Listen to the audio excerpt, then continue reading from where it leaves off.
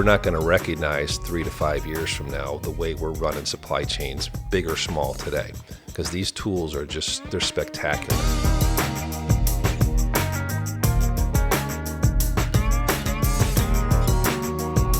This is Mike Quinlan, and you are listening to the Business Owner Transition Podcast. There is one constant in business, and that is that every one of us will eventually exit, and sometimes sooner than we think. In this podcast, we discuss topics to help you with elite preparation, so when you're ready for transition, you won't just exit, you will join that exclusive group of owners who have accomplished an elite exit. We talk with former owners, exit advisors, and a host of other experts to help you increase the value of your exit, execute it on your terms, and most importantly, do it without regret. So, let's join the show. Welcome back to the Business Owner Transition Podcast. Today, I have an old friend, Tom Wrobleski. I met this guy over 30 years ago in beautiful Pensacola, Florida, as we were going through Navy flight training together. Now, Tom is a lot smarter than me. Tom did his first tour in the Navy, and we were both flying airplanes in different places, but he was smart. He did his first tour in the Navy, and then he got out. I stayed in. So let me just tell you a little bit about his background. He is a graduate of the Ohio State University. It pains me to say it like that, but go dog. Then he went in the Navy. Then he went to Carnegie Mellon for his business school. After that, he went through a series of senior leadership positions in supply chain consulting space, and now advises Fortune 50, Fortune 100 CEOs and boards on supply chain strategy, tactics, and human capital. Why is this conversation today important? Well, it goes directly to your cash flow. It goes directly to your EBITDA. EBITDA is one of the two major drivers of value for your ultimate transition of your company and for you to achieve that elite exit. Supply chain issues go to the I'm Good checklist. And remember, the second O of the I'm Good checklist is documenting and optimizing operations. Tom, I'm super excited to have you here. We get to keep up a lot, but having you here and talking about this versus drinking beer and talking about airplanes is a different thing, and I appreciate you being here. Great to be here, Mike, and you're hitting on one of my passions here, so I'm looking forward to talking. What's that, flying airplanes? Supply chain. I'm a little bit of a geek there, but yeah, I really enjoy this space, so interesting to share some insights with your crew. Let's just get the landscape a little bit. Let's talk about global supply chains, domestic supply chains. What are all the pressures out there? We know there's a lot of them. Yeah. Geez, that's an understatement, Mike. So, what's been happening over the past 5 to 10 years is we've been battling a lot of disruptions on the digitization of the supply chain.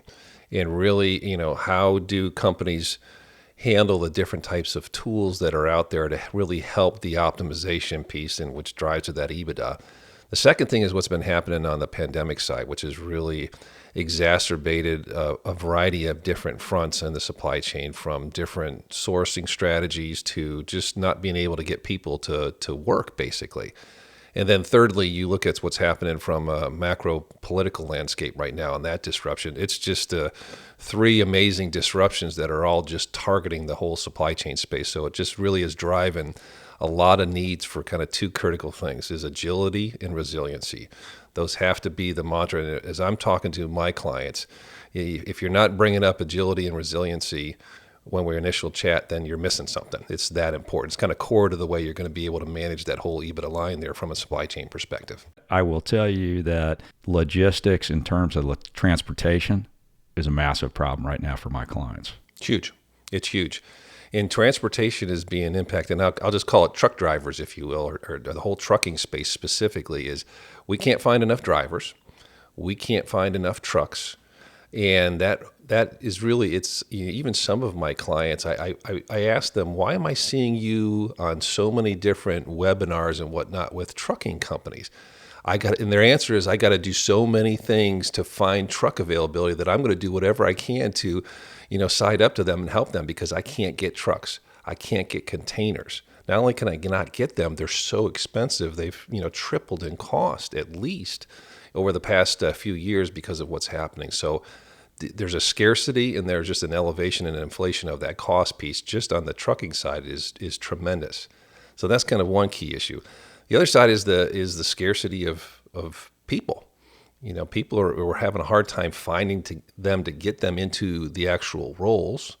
And then even when they're in the roles, I'm losing them. The retention level is just unbelievable. Turnover rates, as I work with some of my clients and do monthly webinars with them, I'm hearing 50, 60% turnover at the individual contributor level in supply chain because it's so competitive. They're finding different jobs, so very quickly. So it's just a huge impact to have to go out and rehire and retrain and get them up to a certain level of, productivity, if you will. So those are kind of the, big aspects. And we know we've seen the port congestion around the globe as well. It's getting a little bit better, but it's still a major issue is being able to, get my goods moving quickly enough to get to where I need them. That's just a constant battle that is not alleviating fast enough, and I don't think it's going to be for some time. What's the root cause of that port congestion that we're having? A lot of it had to do with the pandemic in a couple of different areas, just shutting down the normal rules of business. So getting port workers in to be able to unload these ships is a big issue. And there were a lot of rules, from a COVID perspective that wouldn't allow folks to get there. But then the demand has just spiked. We've been, sitting at home ordering everything online, and that's just really ramped up that demand side of that. So you add those two together, that's kind of caused two immovable objects there right now. And that demand is not subsiding. Now, obviously, we're in the middle of a major geopolitical issue in Europe. What are your views about how that might cause additional impact to supply chain? Boy, that's a big one to kind of unwrap, Mike. If you look at all the sanctions that are continuing to grow on a daily basis, those sanctions are upsetting an already delicately disrupted global supply chain as it is. Where is wheat coming from? Where are oils coming from? Ukraine has a whole bunch of those. So it's a translation to your second or third sourcing side is really going to clog those things up. Redirecting. If you think about the companies that are pulling out of that kind of area, is how does that change their supply chain, free up or not free up space? Just on the shipping side, it's causing, some of these ships are getting embargoed, that it might be, flagged by countries that have sanctions. So it's disrupting that capacity, good or bad, or just changing it. Some of these providers have dedicated lanes to go into these countries, and you can't do that anymore. So where are they going to put those out into the marketplace or not? It's just a mess right now. Yeah. Well, and I think we've seen on the news that, they talked about air traffic, right? Those air corridors over this contested area right now are significant. FedEx, UPS, all of these people are having to reroute aircraft, and that costs them money. Yeah, it sure does. And let alone, the impact of shutting off oil from that region and that increase in price that we're all seeing at the gas pump. You're seeing that in your trucks, you're seeing that in your ships, you're seeing that in everything. So we're all going to be, impacted by that. It's just going to be, it's ubiquitous right now. You can't avoid it. Yeah, and another arrow for inflation, right? Exactly, spot on. So, all right, now here's the harder follow-on question, right? Hey, what's it going to take to normalize the supply chain? When's it all going to end, if ever? Yeah, that's a really loaded question, Mike. My opinion and my perspective is that, it might sound cliche, but there's going to be a different normal. Because you see the scarcity of resources, you see the people that have left the job market, whether they're coming back and the value that they put into their roles that they've done in the past will be a challenge. Short answer to your question is I think, through 2023, we're going to be living, this dance right now. Of course, I think it really critically depends on this whole geopolitical piece being resolved sooner rather than later, so that we can get back to, health and digital disruptions. That's enough to measure that right now. Right. So that new normal is going to have a different look. I think the way I kind of describe it, it's a new stability line, if you will, of that balance of, digital and people skills, being able to manage the capacity here and understand what if this demand is going to stay the way it's at right now, because that's driving everything. Is such a huge impact on demand. I think it would be really kind of interesting for the people that are listening to this to hear some of the things that you're talking to these CEOs and boards about, and then let's translate that to that company that has 25 million in revenue, 50 million in revenue, and how we might, if we put you in the shoes of one of those owners, how we might translate what you're telling a Fortune 20 company versus what you would tell somebody that showed up to the Business Owner Transition Academy. Yeah, I think it's all applicable regardless of the size of your company. It's just a matter of scale. And the way we look at supply chain is across the three legs of the stool. I like to call it as people, process, and technology. And the place that probably they're all applicable to, a 10 to $100 million business versus a 100 billion, is from a process perspective, continuous improvement has to be done. Doesn't matter what your size or scale is. That's something that we've been doing for quite some time, and there should be a decent level of optimization. That's usually kind of a foundational piece. The area that I think is the translation for this agility and resiliency is to look at the technology. I like to call it the digitization, and the human capital or the people component. So on the digital side, I've spent some time actually working for a supply chain software company previously as well. Is that the tools that are out there today, software as a service, object-oriented, visibility tools for supply chain, they're not just for the Fortune 50 companies. It's such a competitive landscape right now that there's a great ability to be able to look at and understand and have an affordable solution for collaboration tools in supply chain for smaller companies as well. You don't have to buy a big asset. It's not an SAP system that you're investing in. These are very competitive tools that give you the types of visibility that goes to your initial point there, Mike, of really hitting at the EBITDA line. Is how can I really better manage the flow, the exception management of my product, whether it's inbound or outbound, so I can get a good understanding of where exceptions are going to be, and I can really drive down the safety stock and really help my inventory turns quite a bit. If you're doing that manually today, you have an opportunity to look at a way to do it a bit differently and in an affordable way. At the beginning of the year, I did a podcast that was Welcome to 2022, right? And what are some of the things that smaller companies are doing to become more efficient, become more competitive in a very difficult space, a difficult landscape?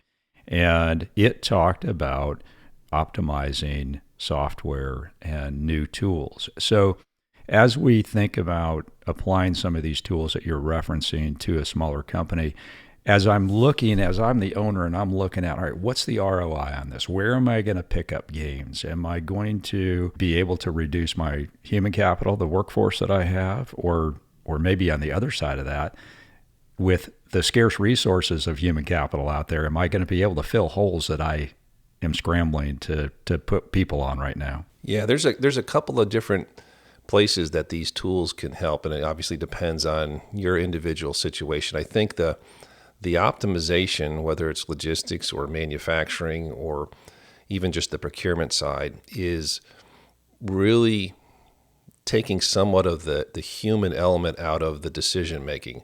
We've got, from artificial intelligence to machine learning to quantum computing, those capabilities, they're smarter than you and I can do. And so you have to figure out a way to leverage those. And they've been, compartmentalized into these tools very readily, that the tools get smarter and learn as you use them, and better than a human can. So if you're not looking at those, you need to, because it's going to drive the efficiency. It's going to drive flow through of your product. It's going to drive inventory reductions. It should minimize your safety stock requirements. Every single one of those line items is going to hit your EBITDA. And then secondly, you also mentioned it's going to really, it can really help you on the talent side. Do you need as many people touching everything? And what that translates into, I like to say this, having worked in supply chain for 20 plus years, is supply chain has had a history of how you measure success is, do I have all the best firefighters?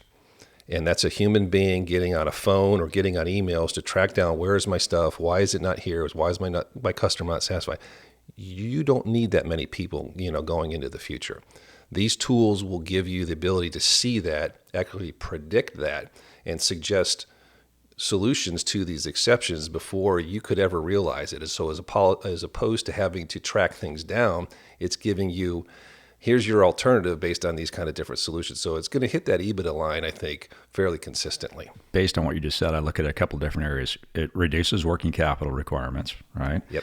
It is going to potentially reduce or mitigate the problems you're having with your workforce in terms of being able to fully staff or be overstaffed in a case like this.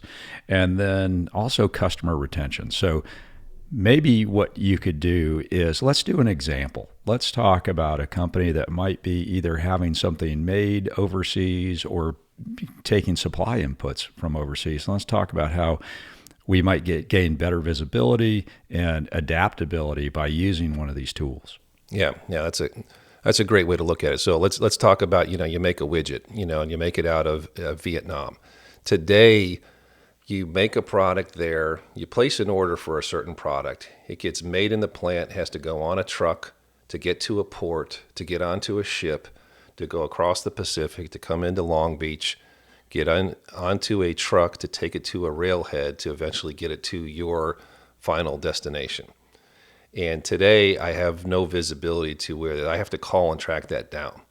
The software tools that are out there is when you get each one of those supply chain partners up in the cloud to agree to check in and check out your order at each handoff, you can have a wonderful visibility tool where you can pop up on your laptop and see where your shipment actually is. And it predicts what the next stop is going to be. And it also has, you set in rules so that if it's going to jeopardize the actual requested end state delivery time and date, it will suggest alternatives when you have your entire value chain into the tool so that you can say, hey, instead of this product coming from Vietnam, I'm going to redirect something that's coming from Toronto. And that way I'm going to really satisfy that customer because they're the highest priority customer, and I can redirect and reprioritize and get that shipment to them. So what's really been happening with these tools is it helps drive the top line growth now. That's what we're all looking for coming out of this pandemic is, are we able to grow? And supply chain has been a cost center view for many, many years. That whole supply chain or logistics function now, the board and the CEO and the leadership team is really looking for you to be able to make sure that you're enabling growth and not inhibiting that. So these types of tools, very affordable, can help you do that.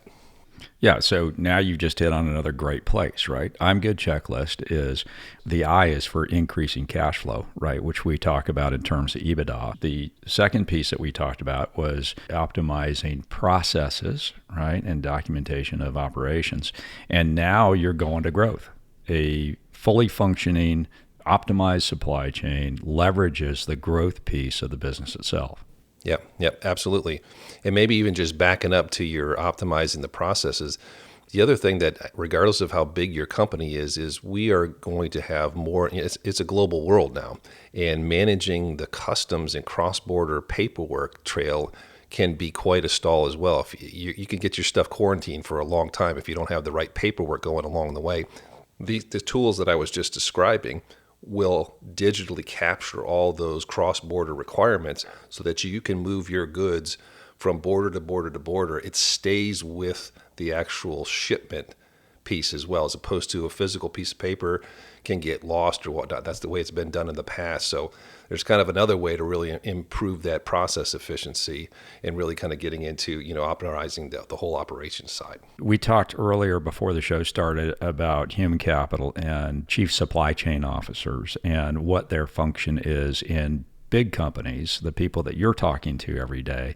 For a $50 million revenue company, who's the chief supply chain officer, right? You probably have people that are, maybe a logistics manager or somebody that is doing some of the legwork that you've just been talking about. Does it make sense for a company that is a $50 million revenue company to try to hire somebody in a senior management position to do some of this stuff?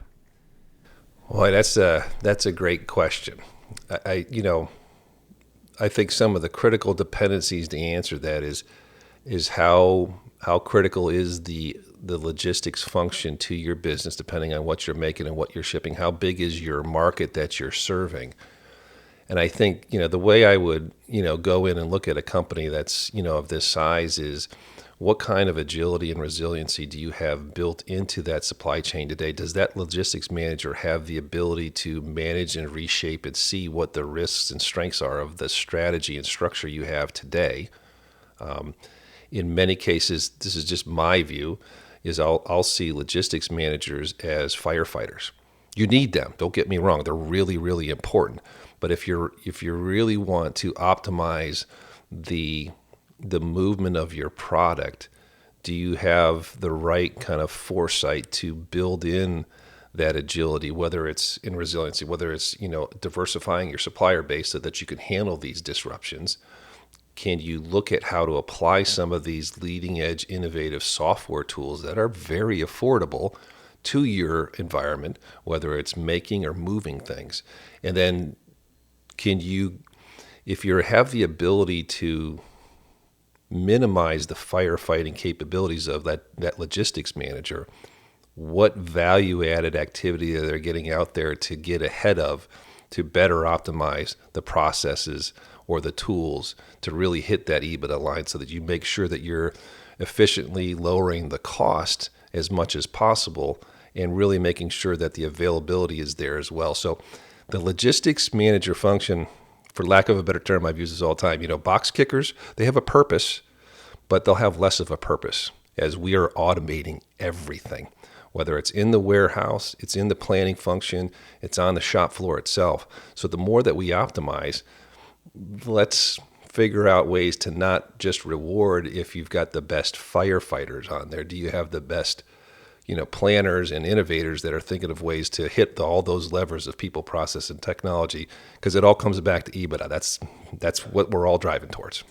It's about creating strategy and then potentially using technology in this particular case, right, in this logistics space, using technology to execute strategy. Because as we think about a company's strategy and the linkage between effective supply chain management and logistical operations and what they touch, right?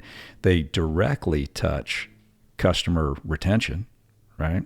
They potentially are direct contributors to the company's mission statement, which might be that we are going to deliver our stuff faster than anybody else, right? It depends on what your go-to-market strategy is for that particular company, right? Failure to be able to execute that objective with regard to satisfying those customers is, first of all, it's getting really expensive. It's probably has been very labor intensive in the past and still is. And without adapting technology to facilitate this, the cost will even skyrocket further than it is now. Yep. No, it absolutely will. And one of the things that some of my clients fail to realize is the changing expectations of our customer base.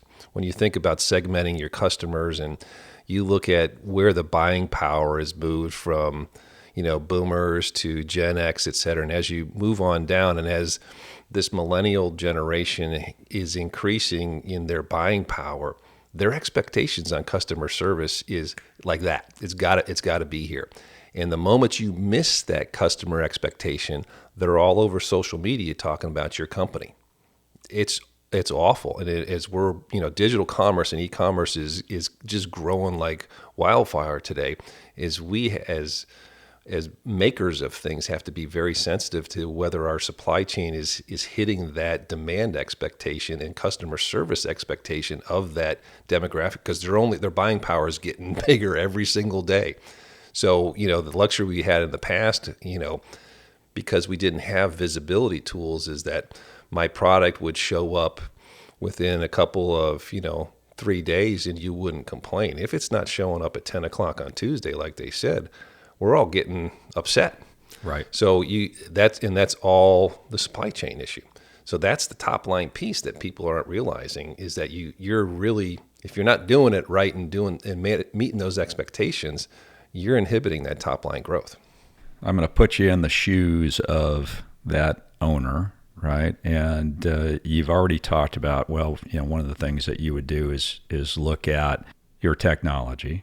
If you were to say to the people that are listening, hey, here are my top 3 takeaways from the current environment that we have with supply chain, the potential future environment of supply chain, which we really haven't talked about yet, what we expect the future to be. So maybe before I ask you the question, let's talk about the future. Are we in a systemic change for how we manage supply chains?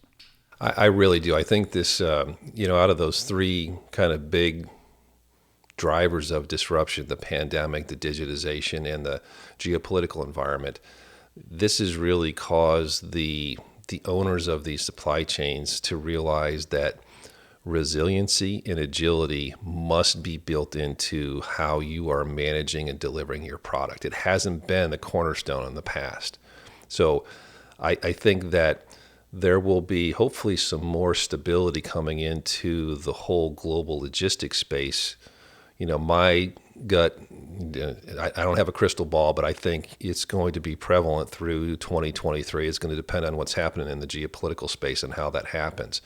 But, from a future perspective, the digitization of these tools and this visibility, Mike, I'm just shocked by how much money is being invested in these software tools. And we're not going to recognize 3 to 5 years from now the way we're running supply chains, big or small, today, because these tools are they're spectacular.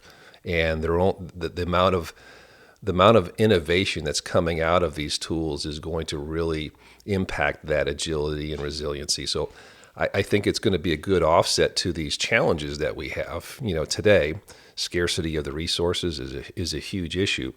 But like we're seeing in other everyday, occurrences of kiosks showing up everywhere in retail businesses that we traditionally would be dealing with people, that's going to automate a lot of these more mundane functions that, quite frankly, we can't find enough human beings to do anymore. They don't see it as being value add, regardless of their education level. It doesn't matter. So that's kind of my perspective on the future, is that I think 2023 hopefully will have stability to whatever the new normal is. That's a great cliche, but I think it's a new operating model that's going to happen that we won't go back from, because enough companies are investing. That's going to be the standard that everybody's going to have to try and make, because they're too cost efficient for us to not compete on that. Like, we got to get to that level. So in the educational area, right? What are young supply chain professionals, not you're an old guy, right? Yeah. But what are young supply chain professionals doing now? Are they really just becoming IT people? No, absolutely not. I think that's not the right way to look at it. First of all, these IT tools have such an amazingly simplified user interface that you don't have to be an IT expert. That's the only way that they're winning out in the marketplace, is can they make it very simple and straightforward for you to, manage your supply chain tools. What they're becoming is more forward-looking and anticipating the disruption or the exception that's going to happen. That's the whole battle of supply chain, is how quickly can we move and or make something and get it from A to B. And today it's troubleshooting and calling and emailing, whereas tomorrow with these tools, you need less people to put the hose on the fire, and more folks that are getting out ahead of the problems or managing the diversity of your supply base. So it's actually, to me, a more enriching job for the supply chain professional, because they're actually getting out ahead of problems and thinking about how to solve them, as opposed to, okay, I missed my shipment here, I got to call this person and I got to figure out why, which after a while it's pretty mundane and routine. Right. So we talk about mindset and kind of this four brain theory quite a bit in the podcast, and we talk to our students about it. My personality, right? I am a strategic thinker, experimental thinker. We have people on my team that are highly process oriented. We have people that are highly technical in the mindset, and then other that are very relational. If I am a business owner and I'm either looking for somebody that I might add to my staff, or I have somebody that is, maybe I'm trying to think about kind of moving more into helping me with my logistics or managing these tools, what type of thinker should I be looking for? That is a great question, Mike. And the evolution that I'm seeing is you look at, I've seen some research on having the right digital mindset, not from digital is like kind of like the small d. So it's having the ability to, think quickly. So having agility, finding folks that are not afraid to take risks. They like innovation concepts. They're more entrepreneurial. They don't need to be in a very structured hierarchical environment so that they can think about creative solutions. Obviously, we still have to get the job done and turn the crank in our business, but having those kinds of traits and drivers are really important in the supply chain resiliency and agility that's needed in the future. It's a different mindset that you have to have. I think I'm tying into your concept there, is that it's not just somebody who can pick up a box and move it to the loading dock. I often refer back to military time and flying in this podcast. What you just said there, and it makes me think about what you and I used to do. We were mission commanders on these airplanes. We were synthesizing lots of data from outside and internal sources, and we were turning that into a solution so that we could go get the bad guy. And things always didn't go as planned. Did they ever? So, yeah, the idea is that, hey, we're going to go out, we're going to go do this, but we always were constantly pivoting. We were constantly reacting to different pieces of information and then changing the plan based on some baseline tactic, right, or objective. But everything was changing all the time. Yeah. So it seems to me that the people that our owners should be looking for, especially with regard to this, are those type of people that have that flexible thinking. Yep. That can pivot when it's required. It's almost kind of a chess game kind of thing, right? It is. You got to look 3 steps ahead before.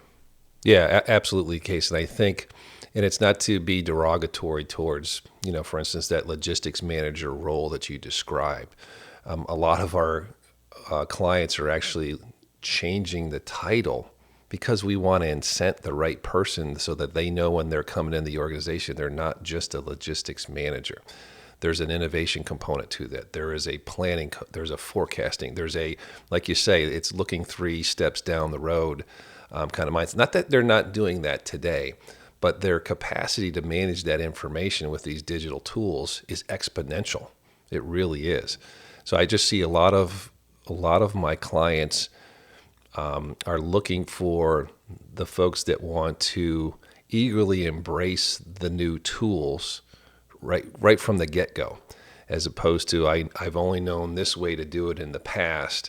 And if you're not willing to, consider different alternatives, you ought to think about that as a business owner. I think that's going to be critical because this will hold you back. The supply chain is becoming the core of many of our businesses. Not becoming, it is in many cases, and you can't afford to not have the talent that's forward-thinking. Yeah. So we just talked about this earlier about this is directly impactful to multiple areas of the I'm Good checklist. And remember, the value of your company is established by cash flow and the rest of the I'm Good checklist, which is the quality of your business, as to where you generate the multiple against that cash flow. Yep. So, Tom, let's talk about you mentioned something just a second ago that had to do with compensation and incentive of these people that you're going to put into some of these roles. Talk a little bit more about that. Boy, that's I've been spending a lot of time recently talking with my clients about the whole attract, develop, and retain of your team members. So all the talent components of that. Compensation is a huge issue. We know inflation is a capital I, and it doesn't seem to be abating right now. And I saw a great quote the other day, is that you can't buy your resources anymore. You can only rent them. It's that competitive. So you as a business owner really need to, it's a huge line item on the expense side, is compensation is not going to be your end all answer, even down at the individual contributor blue collar level. It's not anymore. So I like to look at it as rewards and benefits, and that has a couple of different dimensions to it. There's, attracting the folks with the right incentive to come work. We're competing in many cases in the manufacturing and distribution area with the big companies, the Amazons, the FedExes, and the UPSs. If you have your facilities somewhere close to theirs, you're going to get into a losing battle, because they're going to keep on raising their starting rates. And I see this again and again on a monthly basis on the webinars that I'm on, is that the price is just going up $1 an hour. The sign-on bonuses are going up. The performance bonuses for that is going up as well. So you got to think about what can I do differently, because that's a race I'm not going to win. What are the retention things that I can do? How can I invest in my people? How can I handle long-term incentives, which heaven forbid you never thought about those before for, lower level in the organization, but that's getting pushed a lot further down. And so that kind of creative solution is really paramount. And it's not just whoever's managing your HR function. It really, whoever's managing your operations function really needs to think about what are some of the different creative ways that we can retain these people until we're able to really digitize our environment and be able to flex the amount of FTEs that are managing that. We've got to really think about that retention piece. And that's not what chief supply chain officers or COOs have been thinking about in the past. That's been the HR's responsibility, but no longer. It has to be yours. Yeah. Well, listen, it's a big challenge, obviously, right? And so that big challenge and this great conversation we've had about supply chain and talking about people now, what are your top 3 takeaways for a business owner that is in that, $25 to $50 million revenue area, for them to think about today on what can I implement in my company to make my supply chain more effective, more efficient, and better apply it to the areas of the I'm Good checklist that we've talked about earlier? The cornerstone of that whole question is making sure that your business strategy is aligned to your supply chain strategy. And if you haven't taken that perspective, you need to make sure that's the case, because in many cases that supply chain strategy can diverge. But we've talked about a couple of, I think, key points. So don't be afraid to look at the technical solutions that are out there, the digital solutions. They're evolving so quickly. The user interface should not intimidate your company and you. And the amounts of efficiency that they can drive from a process perspective, driving down your inventory requirements and really speeding up your flow through of your product are just phenomenal. And it really then starts to point to that human capital piece, which to me is the second piece, is really taking a look at the types of folks that are in and around your supply chain function. If you can get to these new digital tools, which I argue you can, the ability to interface with those tools and use them. First of all, it should drop your FTE requirement down, but the folks that are in there need to have the right competencies, traits, and drivers in order to use those tools, be motivated by them, handle the type of structure. It's more of an asymmetric structure that comfort level that you want to have from a working perspective, as opposed to a very militaristic way that you and I are kind of familiar with. Having those types of people on your team as you shrink down the FTE count is going to be critical. So working with your HR teammates to figure out what does that job description look like and what are the types of people that we want in there. Do I have people on my team that I want to develop into that role, or do I need to go out to the market and acquire them to keep it going? And I think the third piece is more the macro side. And we talked about this quite a bit. I can't overstate the agility and resiliency that you've got to build into that whole supply chain, value chain. You've got to have, from the very beginning, diversity of a supplier base, because the next disruption is around the corner. And if you haven't built that into your model, you're going to get caught like many of us got caught in this pandemic.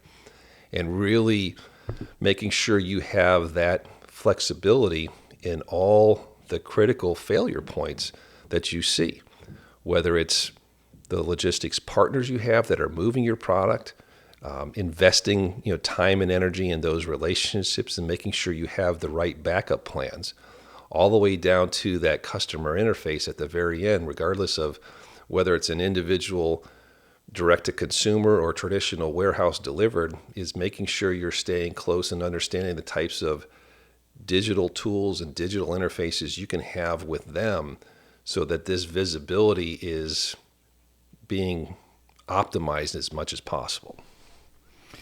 Tom, listen, those are all great things. I really appreciate the time that you have spent with me today. We're going flying again soon. All right. Yeah, it was great talking with you, Mike. I think it's a great subject area, and I think that it's going to be fun to watch for the next couple of years to see this evolution in the supply chain. Well, you're in a business where you're going to have a lot of work to do here soon. That's the way I want it to be. There you go. Hey, listen, all right, little commercial here. I want you to think about the Business Owner Transition podcast, but I also want you to think about the Business Owner Transition Academy. The Academy website is at theowneracademy.com. That's theowneracademy.com. And if you go there on the home page, in the banner at the top, there's a button that says, take my free assessment. And that will take you to the business wellness checkup. And part of that business wellness checkup talks about your supply chain and your logistics and your suppliers, and ask you some questions about how you're handling those things and how confident you are that you have all the things that Tom just talked about buttoned up. So again, owneracademy.com, in the banner on the top, take my free assessment. You're going to get the results right away. It's not like, you've got to, put in your email address and then wait for us to bother you.